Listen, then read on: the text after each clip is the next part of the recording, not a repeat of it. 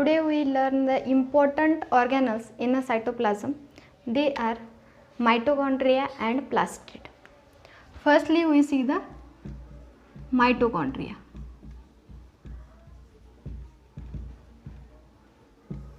Mitochondria, this name is given by C. Benda. C. Benda is a scientist ज्यांनी mitochondria हे नाव दिलेलं आहे.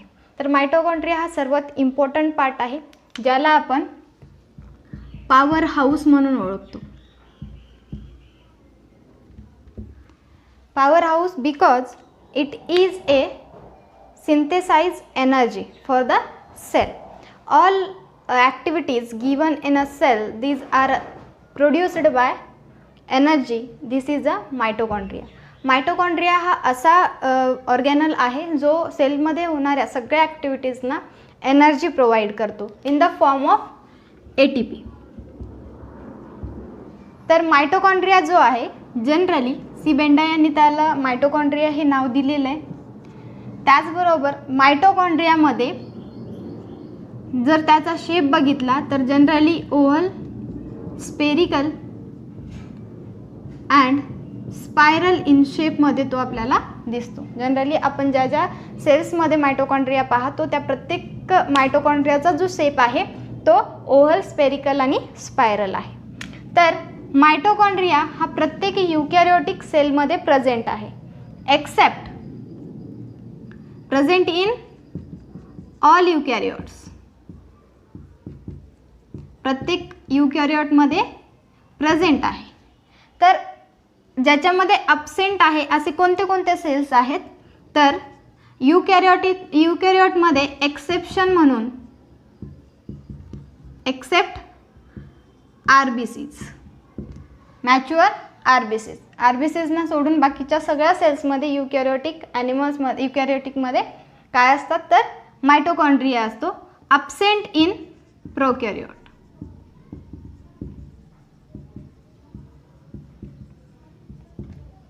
तर माइटोकॉन्ड्रिया जो आहे प्रत्येक युकॅरियोटिक सेलमध्ये प्रेझेंट असतो एक्सेप्ट RBCs.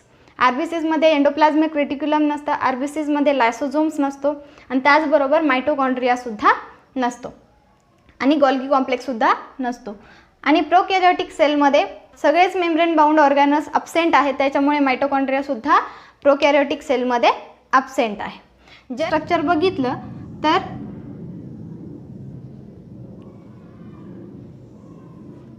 डबल मेम्ब्रेन आहे.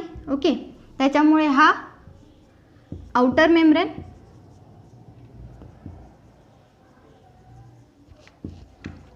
त्याचबरोबर हा जो आउटर मेम्ब्रेन आहे हा परमिएबल आहे. मी तिन्ही तुम्हाला सांगितलेले आहेत, permeable, semi permeable and impermeable आपण कशाला म्हणतो.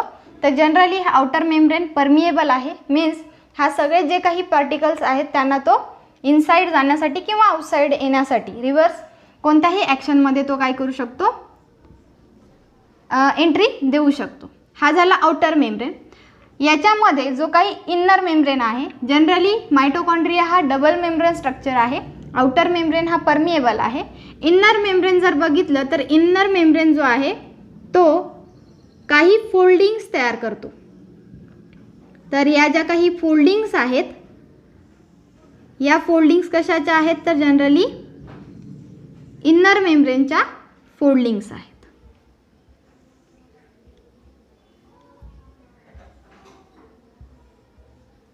ओके, तर हा जो स्ट्रक्चर आहे आउटर मेम्ब्रेन हा स्मूथ आणि आपल्याला स्फेरिकल शेपमध्ये दिसतोय, पण जो इन्नर मेम्ब्रेन आहे तो जनरली काही फोल्ड्स फॉर्म करतो. आणि हा जो इन्नर मेम्ब्रेन आहे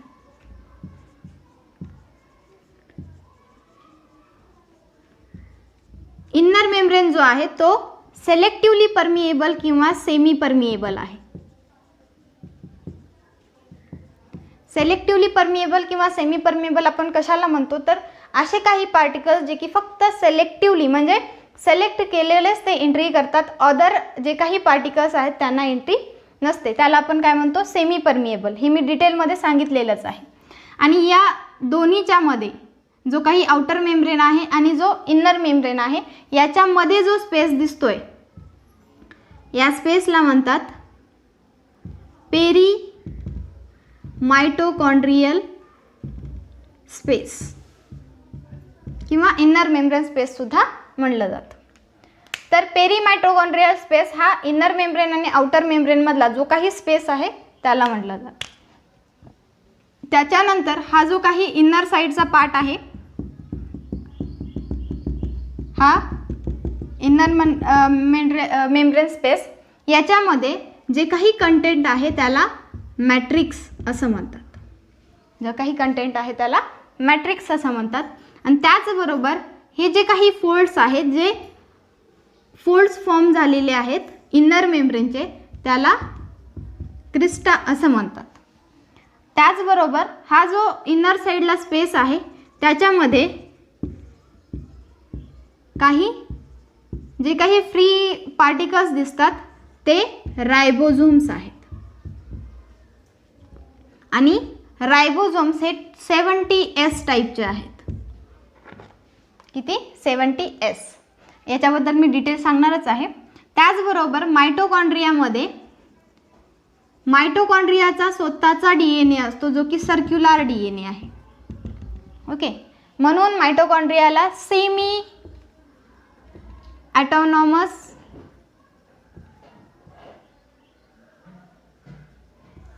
ऑर्गॅनल असं म्हटलं जातं. सेमी काही ॲटोनॉमस स्वतःचा, तर काही जे वर्क आहे ते स्वतः करतो. कारण की सेल मेम्ब्रेन जर बघितलं, सेल जो आहे याच्यामध्ये न्यूक्लियस असतो, न्यूक्लियसमध्ये DNAs असतात. ओके, तर अदर ज्या काही सेलच्या ॲक्टिव्हिटीज आहेत DNA नुसार केल्या जातात. पण मायटोकॉन्ड्रिया हा सेलमधलाच एक ऑर्गॅनल आहे, तरीही त्याच्यामध्ये स्वतःचा DNA आहे. ओके, म्हणून त्याच्यामध्ये DNA रिप्लिकेशन किंवा प्रोटीन सिंथेसिसचे जे फॉर्मेशन आहे त्याच्यासाठी जी काही एनर्जी प्रोडक्शन होते तो स्वतः करतो. त्याच्यामुळे हा जो काही जेनेटिक मटेरियल आहे तो मायटोकॉन्ड्रियामध्ये सेपरेट असल्यामुळे त्याला सेमी ॲटोनॉमस ऑर्गॅनल सुद्धा म्हणलं जातं.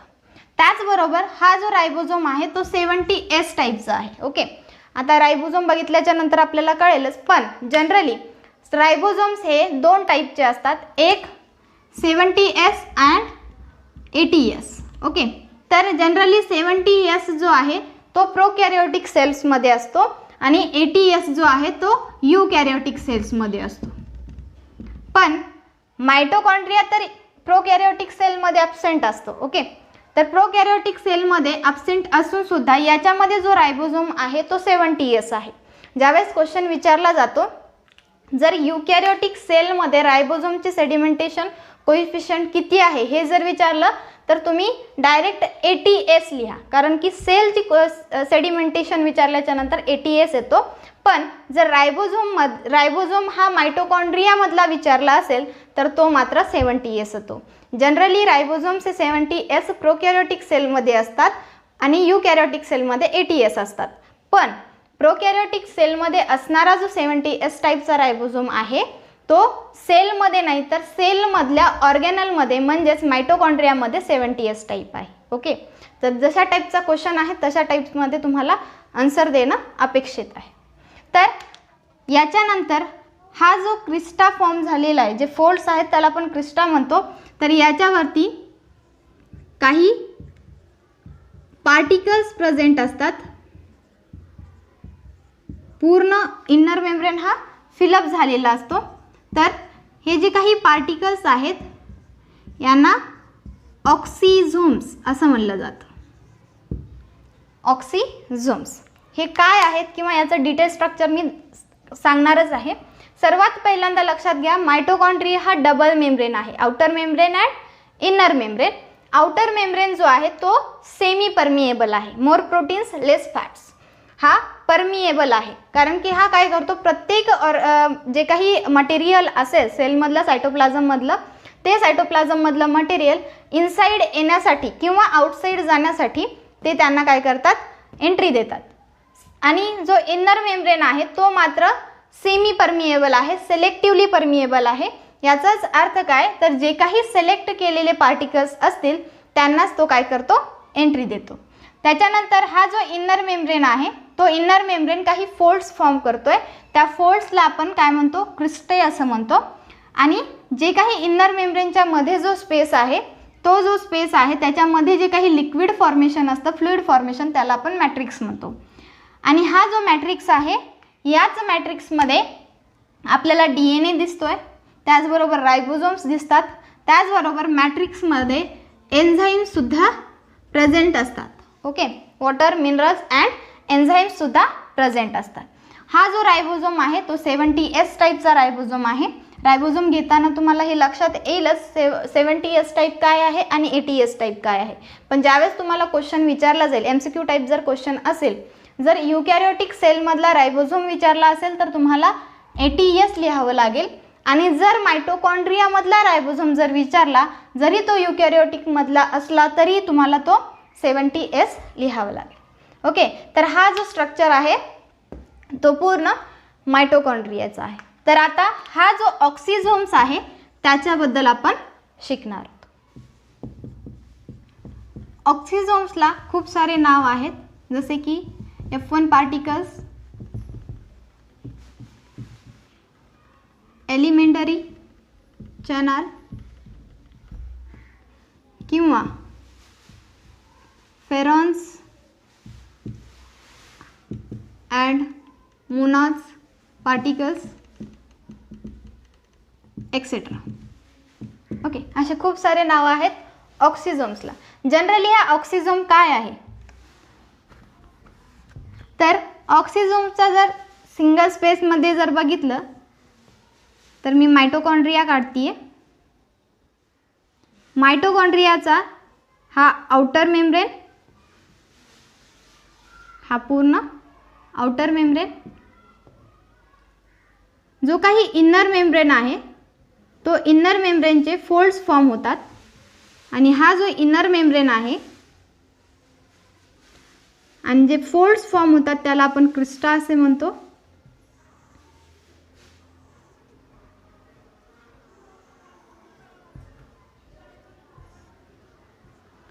हा आहे आउटर मेम्ब्रेन, हा आहे इनर मेम्ब्रेन, हा आहे क्रिस्टा. आणि या दोन्हीचा मधला जो स्पेस आहे याला आपण म्हणतो पेरी मायटोकॉन्ड्रियल स्पेस. ओके, आणि याच्यामध्ये इनर मेम्ब्रेनच्या मध्ये काय असतो, तर हा आहे मॅट्रिक्स. मॅट्रिक्समध्ये DNA किंवा रायबोझोम्स इथे काढत नाही आहे. आपल्याला जो मेन पार्ट शिकायचा तो आहे ऑक्सिझोम्स. जनरली हा जो ऑक्सिझोम आहे 3 पार्ट्सपासून बनलेला आहे. हा जो आहे लास्ट सर्वात खालचा त्याला म्हणतात बेस, सेकंड वन स्टॉक आणि last one is a head. Generally हा जर स्ट्रक्चर आपण बघितला तर आपल्याला असा दिसतो. ओके, तर हा जो सर्वात खालचा आहे त्याला F0 पार्टिकल्स किंवा पोर्शन पार्टिकल्स असं म्हणतात. आणि त्याचबरोबर याचं दुसरं नाव सुद्धा आहे, ते आहे बेस. सेकंड वन जो आपल्याला उभा दिसतोय याला स्टॉक म्हणतात. आणि त्याचबरोबर हा जो आहे तो आहे F5 to F6 पार्टिकल. आणि लास्ट वन जो आहे त्याला हेड असं म्हणतात. आणि हेड जो आहे तो आहे F1 पार्टिकल. जनरली आपण मायटोकॉन्ड्रियाला जे पॉवर हाऊस म्हणतो याच्यामध्ये main function protein ATP synthesis करण्याचं किंवा एनर्जी फॉर्मेशन करण्याचं काम कोण करतं, तर ऑक्सिझोम्स करतो. ऑक्सिझोम्समध्ये 3 पार्ट्स आहेत, एक आहे base, stock and head. Base जो आहे त्याला F0 पार्टिकल्स म्हणतात, स्टॉक जो आहे तो F5 F6 पार्टिकल्स असं म्हणतात आणि जो हेड आहे त्याला F1 पार्टिकल्स म्हणतात. बुकमध्ये ज्यावेळेस डायग्राम काढलेली आहे त्याच्यामध्ये चूक केलेली आहे की स्टॉकच्या जागी त्यांनी F0 पार्टिकल्स असं काहीतरी लिहिलेलं आहे. ओके, तर ते चुकीचा पोर्शन आहे. जनरली F0 पार्टिकल हा बेसला असतो, ज्याला आपण बेस किंवा फूट असं सुद्धा म्हणतात. आणि F1 पार्टिकल्स हा हेडला असतो. आणि जो इनर साईडला स्टॉक आहे तो आहे F5 किंवा F6 पार्टिकल्स. तर जनरली मायटोकॉन्ड्रिया जो आहे त्याचे दोन मेन फंक्शन्स आहेत. फर्स्ट वन एनर्जी फॉर्मेशन किंवा ATP synthesis. First one ATP synthesis. Generally ATP कशी सिंथेसाइज होते तर आपल्याला माहीत आहे की हे जे मेम्ब्रेन्स फॉर्म झालेले आहेत, कोणत्याही सेल आउटर सेलचा जो काही प्लाझ्मा मेम्ब्रेन आहे किंवा इनर सेलचे जे काही मेम्ब्रेन्स आहेत ते कशापासून तयार होतात तर फॉस्फोलिपिड्सपासून, प्रोटीन आणि लिपिड्सपासून तयार होतात. प्रोटीन आणि लिपिडमध्ये जर हा जो पार्टिकल आपण बघितला तर याला प्रोटीन्स अटॅच असतात आणि याच्यामध्ये लिपिड्सची अरेंजमेंट असते. ओके, सेम या साईडला सुद्धा दोन्ही मेम्ब्रेन फॉस्फोलिपिड्सपासून बनलेले आहेत. तर जनरली ज्या वेळेस जे काही फॉस्फोलिपिड्स आहेत ते काय करतात तर एनर्जी ट्रान्सफॉर्म करतात. एनर्जी ट्रान्सफॉर्म होत असताना प्रोटीनचा मेन जो पार्ट आहे तो काय केला जातो, जे काही इलेक्ट्रॉन्स आहेत ते ट्रान्सफॉर्म होतात. पण हा जो पार्ट आहे inner membrane, generally inner membrane काय आहे तर सेमी परमिएबल आहे, सिलेक्टिव्हली परमिएबल आहे. तो काहीच पार्टला किंवा काहीच पार्टिकल्सला इनसाइड येऊ देतो. पण जिथे काही, जर समजा मी इथे आणखीन एक F1 पार्टिकल काढते, ज्यावेळेस सेमी परमिएबल मेम्ब्रेनचा विचार केला, म्हणजे इनर मेम्ब्रेनचा जर विचार केला, ज्यावेळेस इलेक्ट्रॉन कंडक्ट होतात त्यावेळेस इलेक्ट्रॉन हे अदर स्पेसमधून न जाता फक्त आणि फक्त जे काही F1 पार्टिकल्स आहेत किंवा ऑक्सिझोम्स आहेत तेथूनच ते काय करतात, पास आउट होतात. म्हणून ATP सिंथेसिस करण्यासाठी जो काही इलेक्ट्रॉन किंवा इलेक्ट्रॉन्स इथून कंडक्ट होतात, हे जे काही प्रोटॉन्स आहेत, प्रोटॉन चॅनल जे काही दोन पोर्शन आहे याच्यामध्ये जनरली हा जो मेम्ब्रेन आहे तो काय करतो तर प्रोटॉन्स ट्रान्सफॉर्म करतो. ज्यावेळेस हे जे प्रोटॉन्स आहेत ज्यावेळेस इनसाइडला जातील, म्हणजे मॅट्रिक्सच्या इनसाइडला जातील, त्यावेळेस जिथून स्पेस आहे तिथून जाणार नाहीत. तर हा जो ऑक्सिझोम आहे हा प्रोटॉन चॅनलचं काम करतो. म्हणजे काय तर हे प्रोटॉन जे आहेत जनरली कुठून पास होतात तर ऑक्सिझोम्समधून पास होतात. आणि हा जो F1 पार्टिकल आहे इथे त्याचं डिनेचरेशन होतं आणि त्याच्यापासून ADP आणि इनऑर्गॅनिक फॉस्फेट तयार होतो आणि याच्यापासून आपल्याला काय भेटतं तर ATP भेटतो.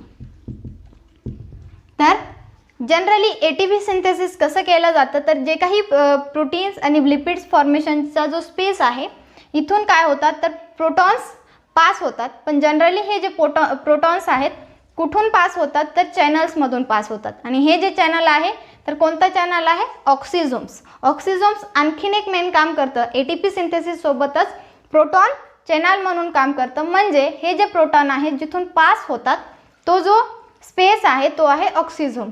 इथून पास झाल्याच्या नंतर या इलेक्ट्रॉनचं डिसोसिएशन होतं आणि त्याच्यापासून ADP आणि इनऑर्गॅनिक फॉस्फेट हा बाहेर पडतो आणि आपल्याला काय भेटतो तर ATP एनर्जीच्या फॉर्ममध्ये भेटतो. तर मायटोकॉन्ड्रिया डबल मेम्ब्रेन स्ट्रक्चर आहे आणि हा जो मेम्ब्रेन स्ट्रक्चर आहे जनरली आपण त्याला पॉवर हाऊस म्हणून ओळखतो. याच्यामध्ये जे काही आउटर मेम्ब्रेन आहे तो परमिएबल आहे, इनर मेम्ब्रेन आहे तो सेमी परमिएबल आहे. त्याच्यामध्ये जे काही फ्लुइड आहे त्याला आपण मॅट्रिक्स म्हणतो आणि मॅट्रिक्समध्ये रायबोझोम्स, DNA त्याचबरोबर जे काही फ्लुइड एन्झाईम्स वॉटर्स आहेत ते कंटेंट असतो. इनर मेम्ब्रेन जो आहे तो स्मूथ न नसता त्याचे काही फोल्डिंग्स फॉर्म होतात आणि त्या फोल्ड्सला आपण क्रिस्टे असं म्हणतो आणि त्याच क्रिस्टेवरती आपल्याला हा स्ट्रक्चर दिसतो ज्याला आपण ऑक्सिझोम्स म्हणतो. मायटोकॉन्ड्रियामध्ये ATP सिंथेसिस करण्याचं मेन फंक्शन कोण करतं तर ऑक्सिझोम्स करतो. आपण जनरली पॉवर हाऊस मायटोकॉन्ड्रियाला म्हणतो, पण मायटोकॉन्ड्रियामध्ये मायटोकॉन्ड्रिया पूर्ण इन्व्हॉल्वमेंट न दाखवता फक्त ऑक्सिझोम्स जो आहे तो ATP सिंथेसिसमध्ये इन्व्हॉल्व होतो. तर त्याचबरोबर ATP सिंथेसिससाठी सुद्धा महत्त्वाचा घटक आहे आणि त्याचं सेकंड जर फंक्शन जर लिहिलं तर प्रोटॉन चॅनल म्हणून सुद्धा त्या ऑक्सिझोम्सला ओळखलं जातं. तर याच्यानंतर आपण पाहणार आहोत प्लास्टिड्स. मायटोकॉन्ड्रियानंतर जो शिकणारा पार्ट आहे किंवा जो अभ्यासणार आहोत तो आहे प्लास्टिड.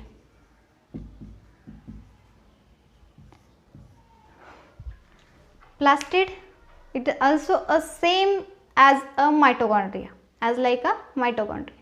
Plastid हा सेम मायटोकॉन्ड्रिया सारखा स्ट्रक्चर आहे, पण जनरली मायटोकॉन्ड्रिया हा जसा प्लांट अँड ॲनिमल युकॅरियोटिक सेलमध्ये प्रेझेंट आहे, प्लास्टिड हा असा पार्ट आहे जो फक्त आणि फक्त प्लांट सेलमध्ये प्रेझेंट असतो. जनरली प्लास्टिड प्लांट सेलमध्ये तसेच काही प्रोकॅरियोट्समध्ये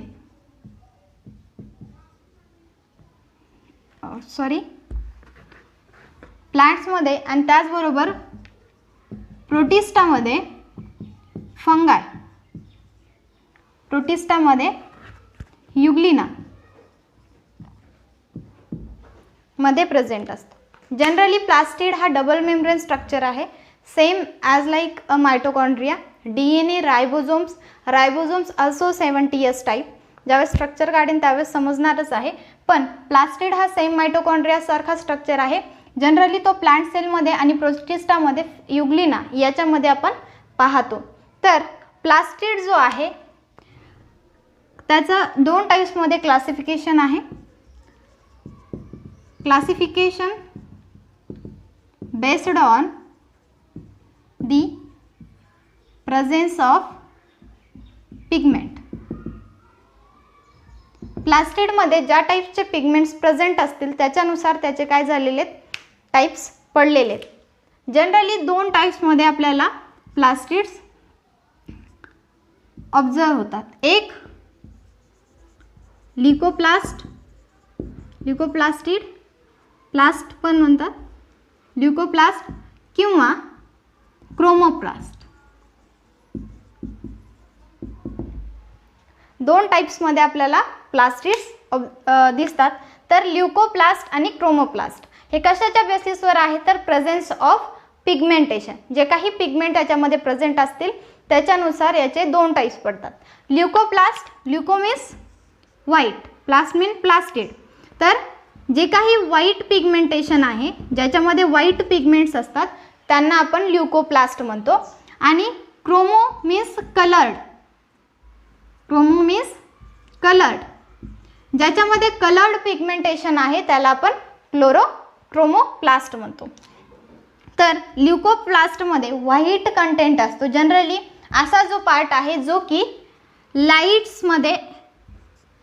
लाईट्सला फोकस करत नाही किंवा लाईट्समध्ये तो आढळत नाही. जे काही नॉट इन दी लाईट, जे काही लाईट्समध्ये नाही आहेत अशा पार्ट्समध्ये काय असतो तर ल्युकोप्लास्ट असतो. जनरली रूट,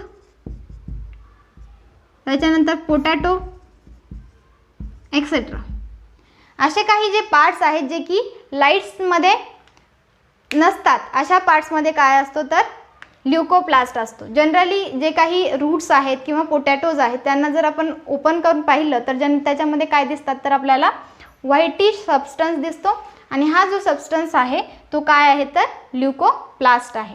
तर जनरली याच्यामध्ये जर एक्झाम्पलमध्ये जर बघितलं तर ल्युकोप्लास्टमध्ये अमायलोप्लास्ट. ल्युकोप्लास्टचं मेन फंक्शन काय आहे तर स्टोरेज. मेन फंक्शन काय आहे स्टोरेज. तो काय करतो स्टोअर करून ठेवतो. Storage of food material. Generally plastid जो आहे त्याच्या पिगमेंटेशननुसार तो 2 टाईप्समध्ये डिवाइड झालेला आहे. एक ल्युकोप्लास्ट, दुसरा क्रोमोप्लास्ट. ल्युकोप्लास्ट जो आहे ज्याच्यामध्ये पिगमेंटेशन कसं असेल व्हाईट असेल. आणि व्हाईट पिगमेंटेशन जनरली अशा पार्ट्समध्ये असतं जे की लाईट्सला फोकस करत नाही, जे की लाईट्समध्ये नसतात. तर असे कोणते कोणते पार्ट्स आहेत जे की रूट्स आहेत, पोटॅटोज आहेत. ओके, तर अशा ज्या पार्ट्स आहेत त्यांच्यामध्ये ल्युकोप्लास्ट हा प्रेझेंट असतो. तर या ल्युकोप्लास्टचं मेन फंक्शन काय storage of food material. Okay, तर स्टोरेज ऑफ फूड मटेरियलनुसार ल्युकोप्लास्ट हा जनरली 3 याच्यामध्ये पाहू शकतो. तर अमायलोप्लास्ट स्टोरेज ऑफ स्टार्च, काय करतो तर जनरली स्टार्च स्टोरेज करतो. ओके, स्टार्च स्टोर करतो. त्याच्यानंतर सेकंड वन आहे एलिओप्लास्ट. एलिओप्लास्ट जो आहे जनरली हा स्टोरेज ऑफ ऑइल, तो काय करतो जनरली ऑइल स्टोर करतो. थर्ड वन जो आहे तो आहे एल्युरोप्लास्ट. एल्युरोप्लास्ट जनरली काय करतो तर तो प्रोटीन स्टोर्स करतो, स्टोरेज ऑफ प्रोटीन्स. ओके, तर प्लास्टिड जो आहे ज्याच्यामध्ये आपण फर्स्ट बघतोय ल्युकोप्लास्ट. ल्युकोप्लास्ट जो की व्हाईट पिगमेंटेशन असणारा प्लास्टिड आहे, जो लाईटमध्ये बिलकुल नसतो. त्याचबरोबर असे एक्झाम्पल जर बघितले रूट अँड पोटॅटो, याचं मेन फंक्शन काय आहे तर स्टोरेज ऑफ फूड मटेरियल. आणि हे जे स्टोरेज ऑफ फूड मटेरियलमध्ये आपण जर बघितलं तर ते 3 बेसिसनुसार बघतो. एक अमायलोप्लास्ट ज्याच्यामध्ये स्टार्च स्टोर केला जातो, एलिओप्लास्ट ज्याच्यामध्ये ऑइल स्टोर केला जातो, एल्युरोप्लास्ट प्रोटीन स्टोर केला जातो. तर हा जो आहे ल्युकोप्लास्ट. सेकंड वन जो की आहे क्रोमोप्लास्ट. Chromo means coloured. तर क्रोमोप्लास्टमध्ये जनरली कलर्ड पिगमेंटेशन असतं, ज्याच्यामध्ये आपण एक्झाम्पलमध्ये पाहू शकतो जे काही व्हाईटिश जे काही आपल्याला पेटल्स दिसतात, फ्लावर्स दिसतात, फ्रूट दिसतात, जे काही डिफरंट कलर्स आहेत ते कशामुळे येतात तर क्रोमोप्लास्टमुळे येतात. याच्यामध्ये जर बघितलं तर केरोटीन जो की काय करतो रेड कलर पिगमेंट फॉर्म करतो. Second one xanthophyll. झॅन्थोफिल काय करतो तर येलो और ऑरेंज कलर फॉर्म करतो. थर्ड वन जर बघितलं तर तो आहे क्लोरोप्लास्ट जो की ग्रीन कलर फॉर्म करतो. क्रोमोप्लास्टमध्ये डिफरंट कलरनुसार त्याचे टाइप्स पडत जातात, पण ज्याच्यामध्ये आपण फॉर एक्झाम्पल म्हणून आपण हे 3 घेतलेले आहेत. जर केरोटीन बघितला तर केरोटीन पिगमेंटेशननुसार जे काही रेड फ्लावर्स असतात, रेड फ्रूट्स असतात ते कशामुळे येतात तर केरोटीन प्लास्टिडमुळे येतात. Xanthophyll yellow and orange colour form करतात. आणि हा जो क्लोरोप्लास्ट आहे जे की आपण ग्रीन पिगमेंटेशननुसार ग्रीन पार्ट बघतो, जे की लीव्स असतील, स्टॉक असेल, जे फॉर्म होतात ते कशामुळे स्टेम तर क्लोरोप्लास्टमुळं. तर हा जो क्लोरोप्लास्ट आहे तो आपण डिटेलमध्ये पाहणार आहोत. तर मेन प्लास्टिड जो आहे सेम मायटोकॉन्ड्रिया टाइप्स आहे, 2 मेम्ब्रेन स्ट्रक्चर आहे, त्याचं स्ट्रक्चर मी काढणारच आहे, जो की आपण क्लोरोप्लास्ट डिटेलमध्ये पाहत आहोत त्यावेळेस. आणि याच्यामध्ये 2 टाइप्स आहेत बेसिस ऑन दी पिगमेंटेशन. तर फर्स्ट ल्युकोप्लास्ट ज्याच्यामध्ये व्हाईट पिगमेंट आहे, क्रोमोप्लास्ट ज्याच्यामध्ये कलर्ड पिगमेंट आहे. ल्युकोप्लास्टचं मेन जर फंक्शन बघितलं स्टोरेज ऑफ फूड मटेरियल, याच्यामध्ये त्यांच्या फूड मटेरियलनुसार त्या प्लास्टिड्सना नाव देण्यात आलेले आहेत. ज्याच्यामध्ये स्टार्च स्टोर करून ठेवला जातो त्याला अमायलोप्लास्ट, ज्याच्यामध्ये ऑइल स्टोर करून ठेवला जातो त्याला इलिओप्लास्ट, आणि ज्याच्यामध्ये प्रोटीन स्टोर करून ठेवला जातो त्याला इल्युरोप्लास्ट असं म्हणलं जातं.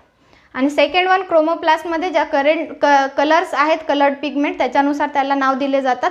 जसं की क्लोरोप्लास्ट जो आहे जो ग्रीन पिगमेंटेशन करतो, त्याचबरोबर याच्यामध्ये फोटोसिंथेसिससुद्धा होतो. तर हा जो स्ट्रक्चर आहे तो आपण डिटेलमध्ये पाहू. प्लास्टिडमध्ये आपण जो पार्ट शिकणार आहोत तो आहे क्लोरोप्लास्ट, जो की क्रोमोप्लास्टचा टाईप आहे. जनरली क्लोरोप्लास्ट जो आहे तो ग्रीन पिगमेंटेशन करतो, ग्रीन कलर्ड पिगमेंट करतो. याच्यामध्ये जर ग्रीन पिगमेंटेशननुसार बघितलं तर याचे साईज आणि शेपनुसार हा डिफरंट प्लांट्समध्ये असतो. जसं की प्लांट्समध्ये आढळतो, सम अल्गीज, त्याचबरोबर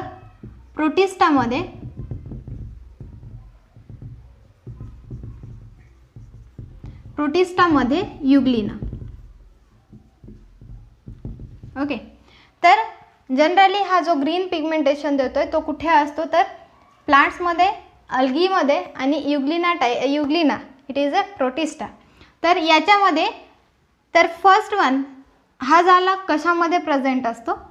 जर नंबरमध्ये बघितलं, नंबर ऑफ क्लोरोप्लास्ट किंवा प्लास्टिड्स कशामध्ये किती असतात, तर एक किंवा सिंगल जो प्लास्टिड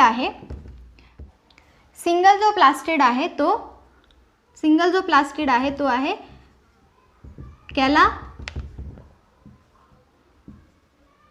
कॅलाडोमोनाज, याच्यामध्ये फक्त एकच क्लोरोप्लास्ट हा प्रेझेंट असतो. आणि जनरल जर प्लांट्समध्ये जर बघितलं तर generally 20 to 40 per cell in mesophyll सेलमध्ये, प्लांटच्या मिझोफिल सेलमध्ये टोटल 20 to 40 प्लास्टिड्स हे क्लोरोप्लास्ट हे प्रेझेंट असतात. आणि सिंगल जो आहे तो कॅलाडोमोनाज हा अल्गीमध्ये प्रेझेंट असतो. तर याच्यामध्ये जर शेप बघितला तर जनरली तो ओव्हल स्पायरल किंवा स्पेरिकल शेपमध्ये दिसतो. पण युग्लिनामध्ये जो आहे तो आपल्याला रिबन लाईक स्ट्रक्चर दिसतो. रिबन लाईक स्ट्रक्चर आहे क्लोरोप्लास्टचं. आपल्याला जर माहीत आहे युग्लिनाचं जर स्ट्रक्चर आपण बघितलं तर आपल्याला या टाईपमध्ये क्लोरोप्लास्ट हा प्रेझेंट दिसतो.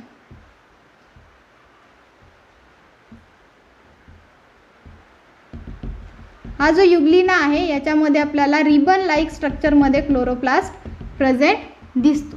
तर हा जो युग्लिना आहे याच्यामध्ये डिफरंट शेप आहे, जो आहे की रिबन लाईक, आणि जो आपल्याला लेन्स शेप किंवा ओव्हल स्पायरल आणि स्पेरिकल शेपमध्ये आपल्याला तो दिसतो. तर जनरल जर स्ट्रक्चर बघितलं तर तो सुद्धा डबल मेम्ब्रेन स्ट्रक्चर आहे. हा जो आहे तो आहे आउटर मेम्ब्रेन, त्याच्यानंतर सेकंड वन जो लेयर आहे किंवा मेम्ब्रेन आहे तो आहे inner membrane.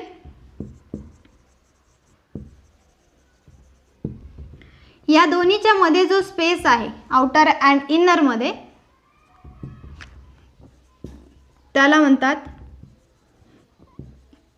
Inner membrane space. Double membrane आहे, outer membrane and inner membrane, आणि या दोन्हीच्या मध्ये जो स्पेस आहे तो आहे इनर मेम्ब्रेन स्पेस. त्याचबरोबर हा जो आहे तो पूर्णपणे एक फ्लुइड लाईक सबस्टन्सेसने फिलअप असतो, त्याला म्हणतात स्ट्रोमा. जसं की आपण मायटोकॉन्ड्रियामध्ये मॅट्रिक्स म्हणलं होतं तसं हा जो पार्ट आहे जो काही फ्लुइड लाईक सबस्टन्स दिसतोय त्याला काय म्हणतात स्ट्रोमा. आणि हा जो स्ट्रोमा आहे याच्यामध्ये रायबोझोम्स प्रेझेंट असतात.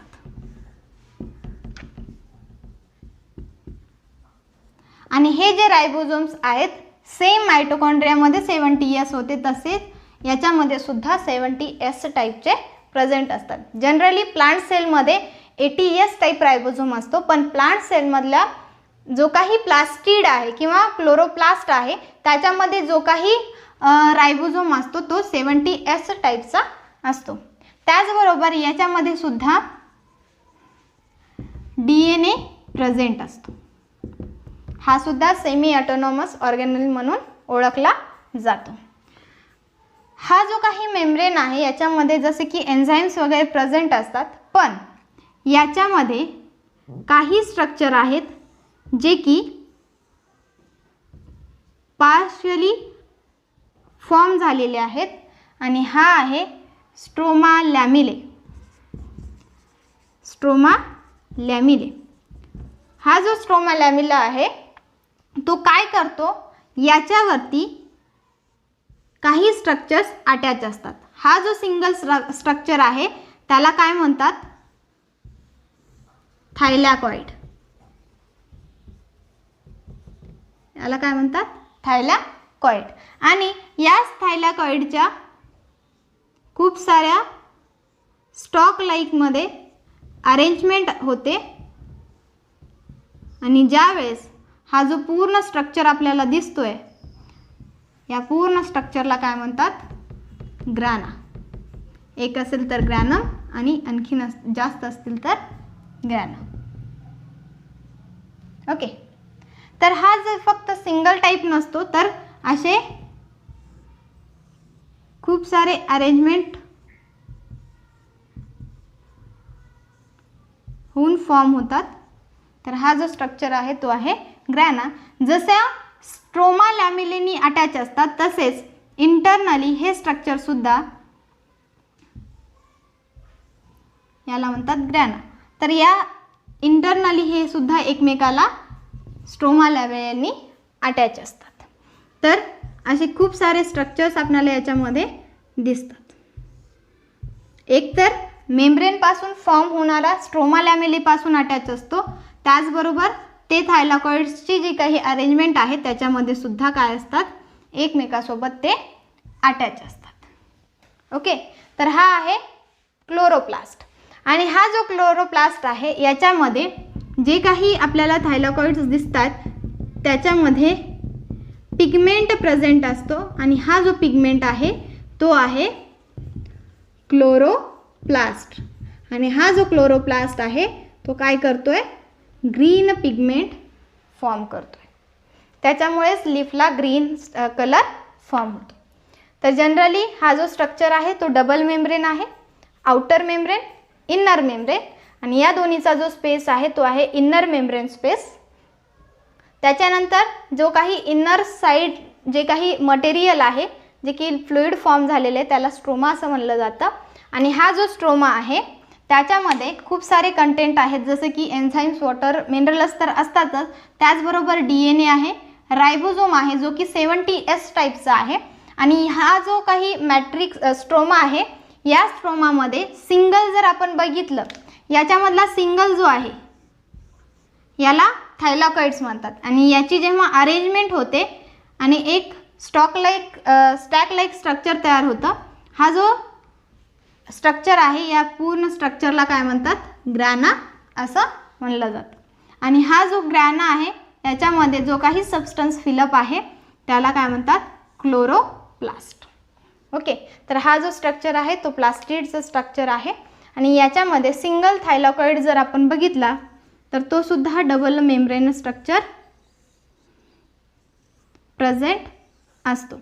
ज्यावेळेस आपण फोटोसिंथेसिसची प्रोसेस बघतो, कारण की क्लोरोप्लास्ट हा जनरली कशासाठी महत्त्वाचा आहे तर फोटोसिंथेसिस प्रोसेससाठी खूप महत्त्वाचा आहे. जनरली फोटोसिंथेसिस प्रोसेसमध्ये क्लोरोप्लास्ट थ्रू फूड मटेरियल जे आहे ते प्लांट्स ओन फॉर्म करतात. तर ज्यावेळेस आपण सेल्युलर रेस्पिरेशनची प्रोसेस बघतो त्यावेळेस जे काही मेम्ब्रेन स्ट्रक्चर आहे, जे थायलॉकॉइड आणि थायलॉकॉइडची अरेंजमेंट आहे दोन्हीच्यामध्ये आपल्याला PS सेकंड हा पार्ट दिसतो. आणि जो की स्ट्रोमाशी अटॅच आहे, हा जो पार्ट आहे तो स्ट्रोमाशी अटॅच असतो, पण हा जो इनर पार्ट आहे तो स्ट्रोमाशी कनेक्टेड नसतो, तो एकमेकाच्या थायलॉकॉइड मेम्ब्रेनसोबत अटॅच असतो. तर जो काही मेम्ब्रेन बाउंड स्ट्रक्चर आहे याच्यामध्ये PS सेकंड हा पाथवे आपल्याला दिसतो. आणि जो स्ट्रोमासोबत अटॅच आहे इथे मात्र PS फर्स्ट हा पाथवे आपल्याला दिसतो. जे काही स्ट्रक्चर आहे ज्यावेळेस आपण फोटोसिंथेसिस आणि सेल्युलर रेस्पिरेशनची प्रोसेस बघू त्यावेळेस आपल्याला हे स्टेप्स लक्षात येतील. तर याच्यामध्ये जे काही इनर मेम्ब्रेन थायलॉकॉइड्ससोबत अरेंज असतील तिथे PS सेकंड पाथवे दिसतो. तर जो काही स्ट्रोमासोबत कनेक्टेड पार्ट आहे तिथे मात्र आपल्याला PS फर्स्ट हा पाथवे दिसतो. तर जे काही स्ट्रक्चर आहे याच्यामध्ये जनरली मेन फंक्शन जो आहे तो आहे फोटोसिंथेसिस. तर क्लोरोप्लास्ट जो की ग्रीन पिगमेंटेशन फॉर्म करतोय, याच्यामध्ये वेगवेगळे कलरसुद्धा आपण बघितलेत क्रोमोप्लास्टमध्ये, कॅरोटीन, झॅन्थोफिल वगैरे. त्याच्यामध्ये मेन जो आहे ग्रीन कलरचा, कारण की तो काय करतोय तर मेन फंक्शन जो प्लांटचा आहे फोटोसिंथेसिस तो प्रोसेस करतोय, प्ले करतोय. त्याच्यामुळे क्लोरोप्लास्ट हा खूप महत्त्वाचा आहे. आणि क्लोरोप्लास्ट कुठे प्रेझेंट असतो तर ग्रॅनामध्ये प्रेझेंट असतो.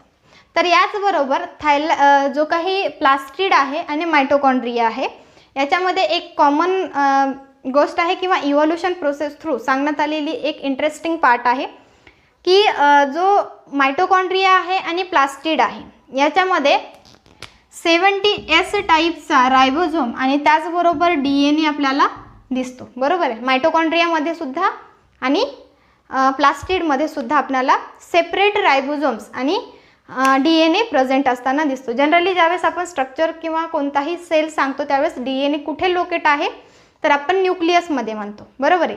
पण न्यूक्लियसच्या व्यतिरिक्त आणखीन 2 ऑर्गॅनल्समध्ये आपल्याला DNA दिसला. तो कुठे? मायटोकॉन्ड्रियामध्ये आणि प्लास्टिडमध्ये. तर असे काही सायंटिस्ट आहे किंवा एंडोमेम्ब्रेन जो काही सिस्टीम आहे त्याच्यानुसार त्यांनी असं सांगण्यात आलेलं आहे, ज्यावेळेस जे काही प्रोकॅरियोटिक सेल्स आहेत किंवा प्रोकॅरियोटिक ऑर्गॅनिझम्स आहेत ज्यावेळेस इनगल्फ केले गेले त्यावेळेस त्यांनी त्याला काय केलेलं आहे, कॅप्चर केलेलं आणि त्याच्यानुसार ते काय केले, स्वतःमध्ये ॲक्युमुलेट करून घेतलेले आहेत आणि त्याच्यापासून त्यांनी स्वतःचा DNA फॉर्म केलेला आहे. आणि जो की DNA आपल्याला सर्क्युलर DNA दिसतो. आणि सर्क्युलर DNA हा कशामध्ये प्रेझेंट असतो? प्रोकॅरियोटमध्ये प्रेझेंट असतो. आणि 70S टाईपचे रायबोझोमसुद्धा प्रोकॅरियोटिक सेल्समध्ये प्रेझेंट असतात. तर त्याच्यावरून इव्होल्युशनमध्ये एक कन्सेप्ट त्यांनी सांगितलेली आहे की युकॅरियोटिक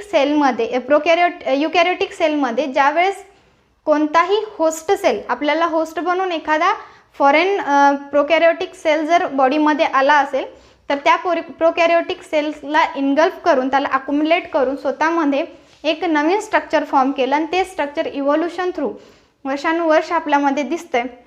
आणि ते कोणा थ्रू आलेलं आहे तर प्रोकॅरियोटिक सेलला युकॅरियोटिक सेलनी इनगल्फ केलेलं आहे. तर हा जो 70S आणि सर्क्युलर DNA जो आहे तो जनरली प्रोकॅरियोटिकमध्ये असतो, पण मायटोकॉन्ड्रिया आणि प्लास्टिडमध्ये तो युकॅरियोटिक सेलमधल्या मायटोकॉन्ड्रियामध्ये आणि प्लास्टिडमध्ये सुद्धा दिसतो. तर यानंतर आपण पुढचे पार्ट